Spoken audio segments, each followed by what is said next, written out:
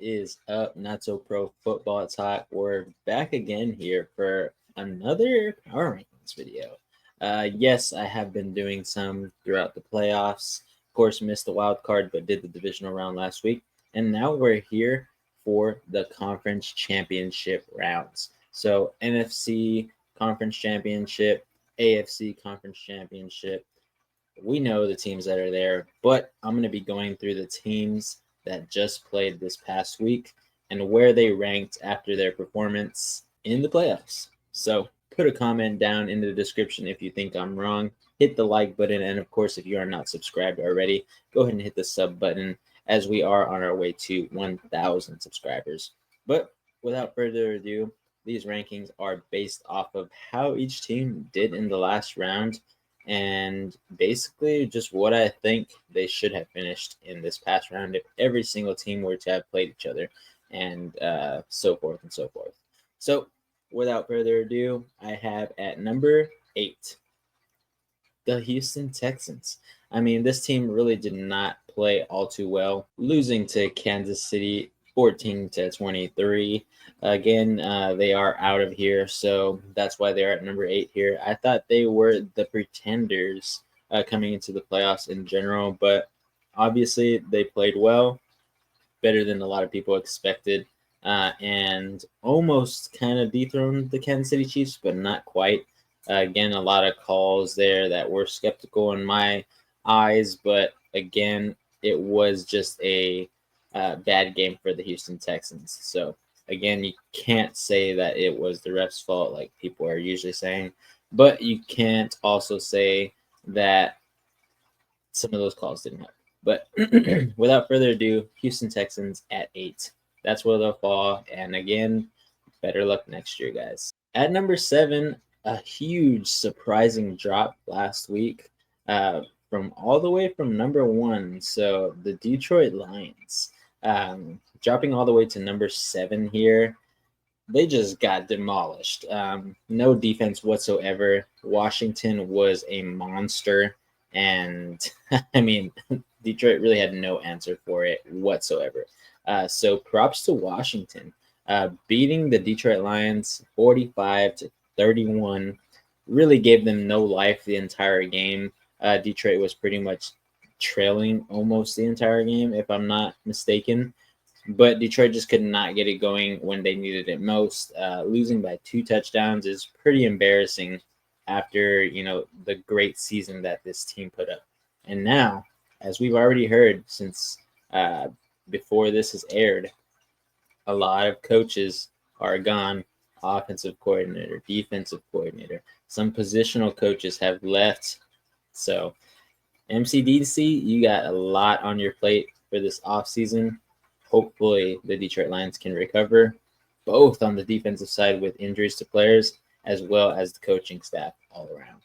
Sitting here at number 6, another team that I thought was kind of pretenders, but actually didn't play that bad this past week. The LA Rams. Yes, they are in my division. As you can see here, I am a Seattle Seahawks fan, as well as a little bit of a Texans supporter. But the Los Angeles Rams just did not play good enough. Losing to Philadelphia 28-22. It was a great game, almost down to the wire. LA kind of came back and almost pulled the upset, but they just could not get it done. Matthew Stafford did not have enough magic this year to get it done and get to the Super Bowl or even just to the NFC Championship game. But LA Rams, you got to give them their props. They played a good season. They fought all the way through, and they almost took down one of the best teams left in this NFL playoffs this year, the Philadelphia Eagles. So Saquon had a game, but LA just couldn't keep up. Couldn't stop him when they needed it most. And that was the dagger. Again, some bad weather in this game, but LA tried their best. And as we always say again, better luck next year, guys. At number 5 here, I'm going to have the other team that ended up losing. I just felt like it wasn't enough, even though they were just one play away, and that's the Baltimore Ravens. Again, I say that one play away with an asterisk because, of course, Baltimore was a couple of plays away. They could have changed this game entirely on that first time when they went for a 2-point conversion and just gone for the field goal. Then they would have actually been down only one, and all they had to do was go for the extra point. So that's what I meant on the first one. Should have gone for the extra point first as well as an extra point at the end of the game instead of going for the 2-point conversion twice and missing on both times. So Baltimore really needs to get a better 2-point conversion play. But at this point in time, Baltimore played their best, but it still wasn't enough against the Buffalo Bills, losing 25-27. Again, just not enough, guys, and that's why you're going home. I had high hopes for you guys. I had y'all going to the AFC Championship against the Kansas City Chiefs, but just couldn't get it done on the offensive side or the defensive side. The Bills move on, and that's all they sung for the Ravens. So that's at number 5, Baltimore. Better luck next year. So getting into these top 4 teams, here at number 4, a team that has gone through the trials and tribulations this whole year, doing everything they can to scrap every single win without a good defense, guys. Yeah, you know who it is. The Washington Commanders. Again, a scrappy team getting all the way over here to the NFC Championship game with a rookie quarterback in Jaden Daniels. I cannot hype this guy up enough, but I won't do this for the sake of this video because I could probably talk about Jaden Daniels for 5 minutes and his spectacular play all season. But the Commanders just came out to win, and I hope they do it in the NFC Championship game too, just to come out and play and grind and do their absolute best. They also have one of the highest cap spaces going into the offseason, so even if they get knocked out here, they can still add a plethora of talent in the wide receiver room, I hope, as well as the defense, because the defense has a lot of room for improvement. So we'll see what Washington does, but they are going to go up against a great team next week. As we all know, they lost this past week to Detroit, or they won this past week to Detroit, excuse me. Talking about my personal bracket, they got busted by the Washington Commanders. But they beat Detroit 45-31, a big win, whole bunch of points on offense. I knew that they would put up a lot of points, but I just didn't think they were going to get a dub, and they proved me wrong. So this week they'll be going up against Philadelphia in Philadelphia. It's going to be cold probably again. Might not be any snow, so that's going to probably benefit the Washington Commanders as well as Philadelphia. But really, Washington's defense has to come to play because they cannot let Saquon get too out of hand. You can't stop him entirely, but you can possibly slow him down, and I think that's the only way the Washington Commanders can stay ahead of the sticks here is to get a couple stops against Philly. They need to pressure Jalen Hurts, and they need to make his life, with lack of a better word, absolute hell. Because we saw last week, Jalen Hurts did not have a good game, and it was all Saquon, and that's the only reason they won. So Washington, you have the blueprint. The Los Angeles Rams almost got it done.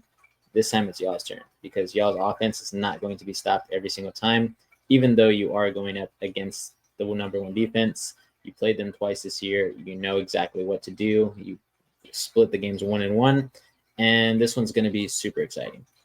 So Washington at number 4 here, and I cannot wait to watch this game live.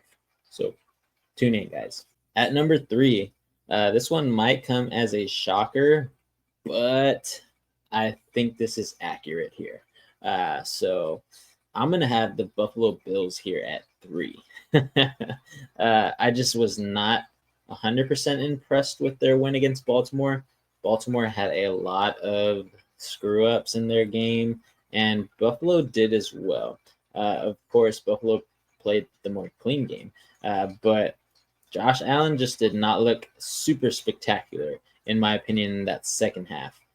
So that's why Baltimore came back and almost won this game at the end of it all. But Buffalo still gets the win. I grant it to their defense there at the last possible moment for that 2-point conversion. But this game could have been totally different if we went into overtime because we would have actually gotten the first overtime game this NFL postseason. and it would have been cool to watch.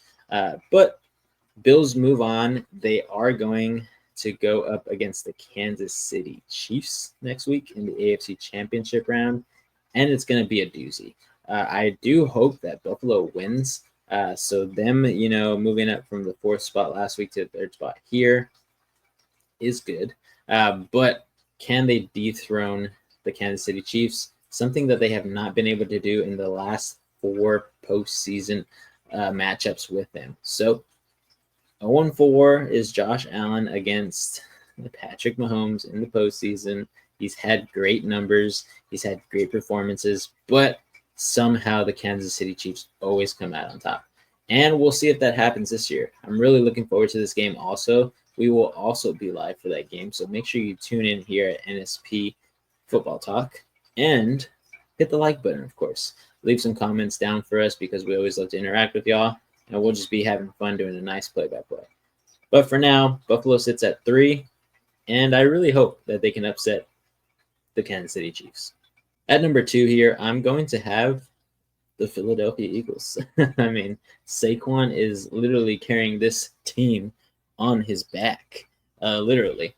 He's the best running back in the league at this point in time. No controversy there whatsoever. He has overtaken Derrick Henry.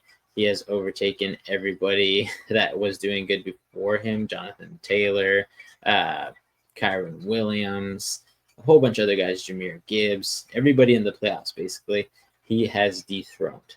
And he will continue to do that in this game because nobody in Washington is going to outbeat him there. But is Saquon enough for them to win this game against the Washington Commanders? We know that last week they beat the Los Angeles Rams 22-28, but they almost let this one slip away because of some sloppy play with Jalen Hurts.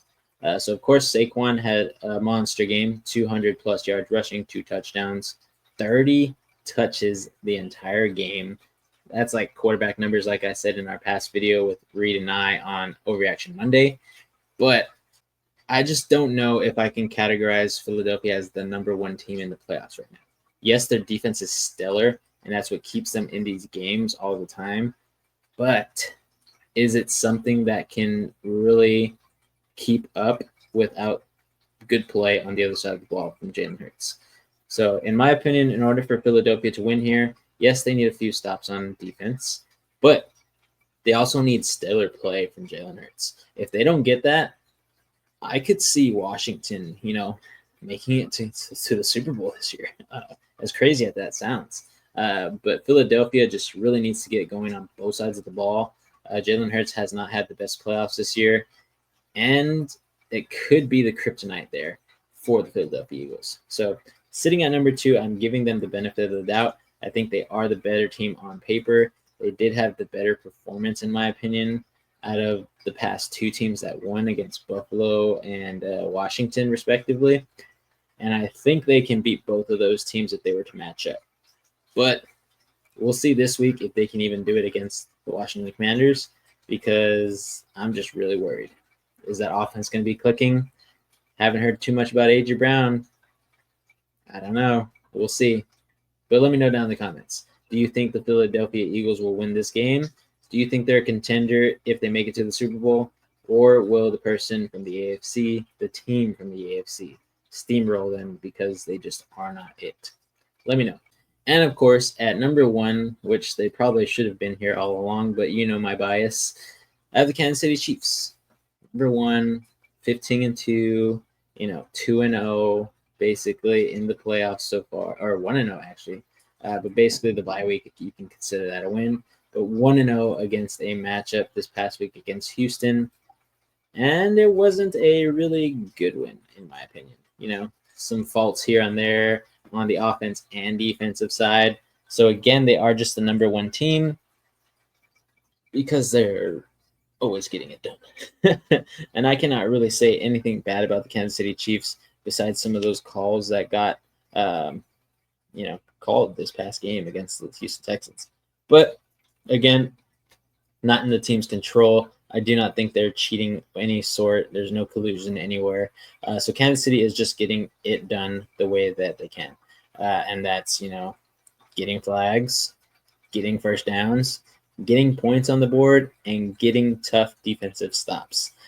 So Kansas City does it on all facets of the game: special teams, defense, offense, coaching in general.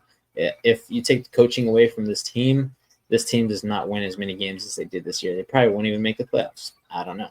But just because of coaching, Andy Reid, Spagnuolo, amazing guys there for the offensive and defensive play calling. And I think that's what's really doing it. So Mahomes and Andy Reid just click on all levels. Spagnuolo and that defense click on all levels.